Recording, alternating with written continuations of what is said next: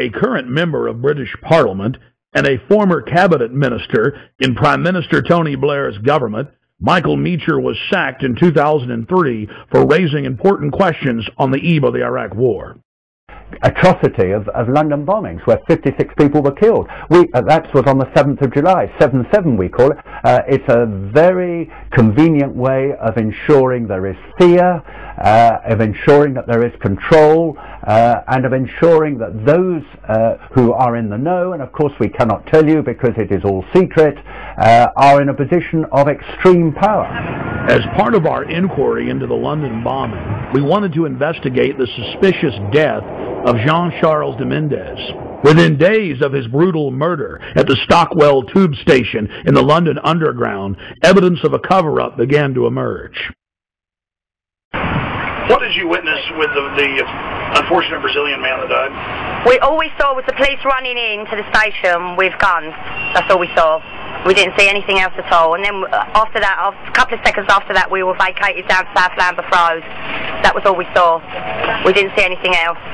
I mean, are you sad for him and his family that he's dead? Oh, yeah, but at the end of the day, he should have stopped and surrendered, shouldn't he? If it had happened in his own country, he would have been shot down as well. So, with all that's gone on, the police were only doing what they thought was best, as far as I'm concerned.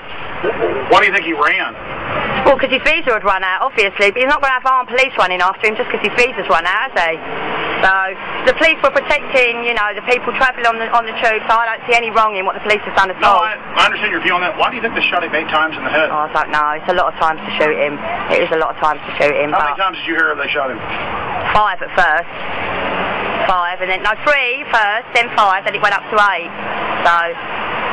And the police admit they tackled him and then shot him. Well, they told him to surrender, didn't they? They told him to stop, and he didn't. He carried on running, so, you know. What else could they have done, as far as I'm concerned? 007, huh? 007.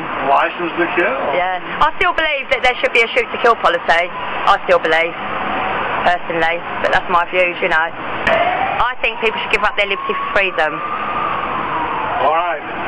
London police were later forced to admit that Mr. de Mendes never ran from them, wasn't wearing a heavy coat, and that a special army unit had killed him execution style with over 10 shots to the head at point-blank range. The British government was so desperate to keep the details of the shooting secret that they went so far as to arrest an ITN television journalist who had simply gotten a copy of what would normally be a public police report.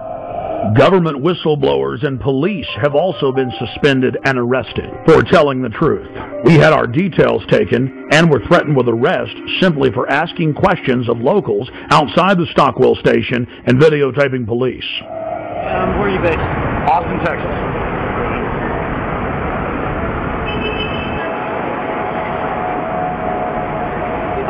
Alex, what's your date for? 2/11/74. Did you just rather cinematographer? No, that's okay. Well, here, just let me do it. Take it down. That's all it is, mate.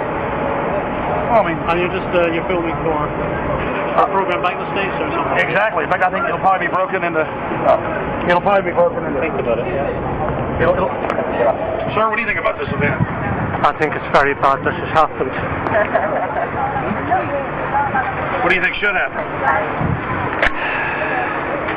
I think the policy of shooting should have been more thoroughly thought out.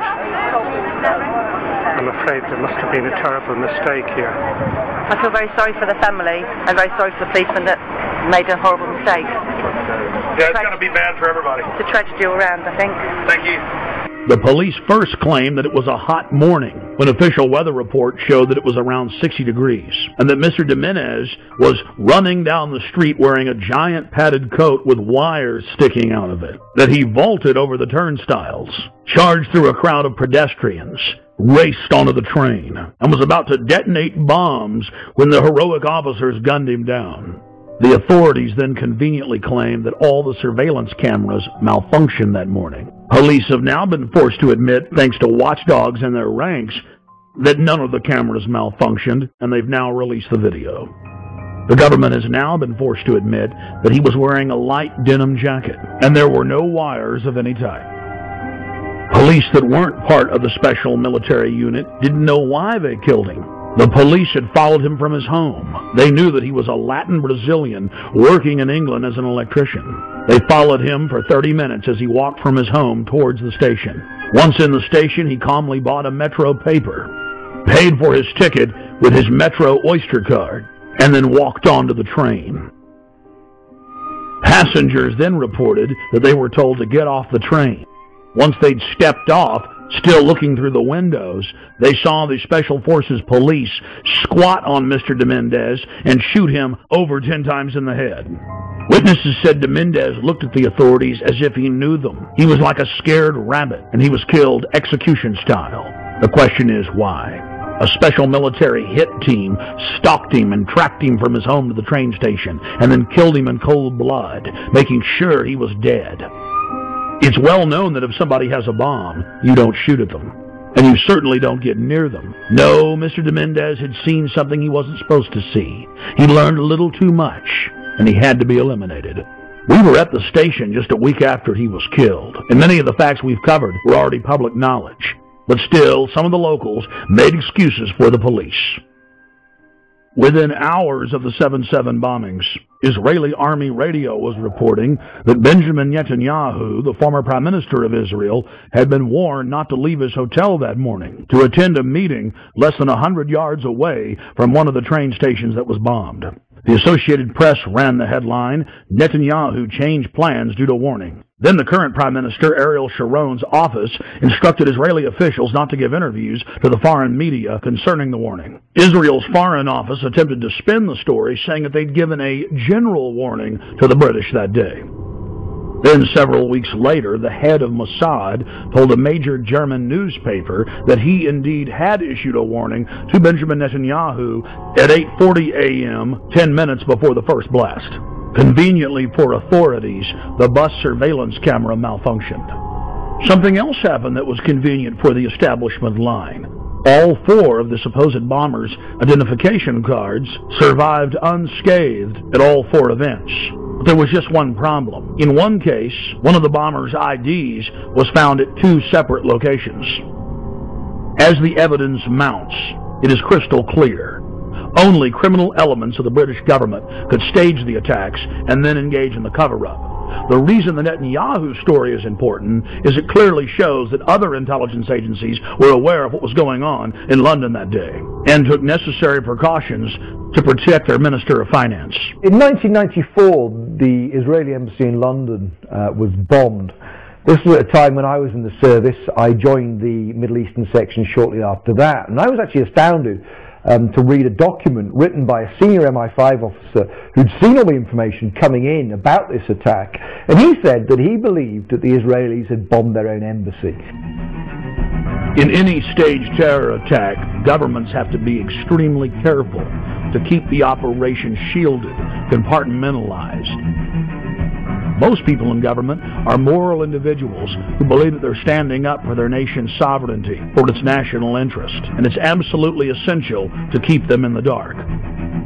One of the chief tools used by governments as a smokescreen is staging exercises or drills at the exact same time and the exact same places as real events. When the Oklahoma City Federal Building was bombed, the Bureau of Alcohol, Tobacco, and Firearms was staging an anti-terror drill with their bomb squad on the morning of April 19, 1995, at the same time that the real event took place. On the morning of September 11, 2001, the Pentagon was running 5 separate drills, 2 of the drills targeting the exact same targets at the exact same time. That caused NORAD to stand down, believing it was just a drill. And London was no different. It's important to note that those taking part in the drills need not know that they're part of a larger operation. In fact, it's better for the conspirators that they not be informed. One of the chief reasons this is done is so that if any of the operatives carrying out the attack are caught by other elements of the government, they can simply claim that they were taking part in a drill or an exercise. NSA, Infopol 9, and Echelon-type systems that are scanning for terrorist chatter will be fooled into believing they've simply picked up part of an exercise.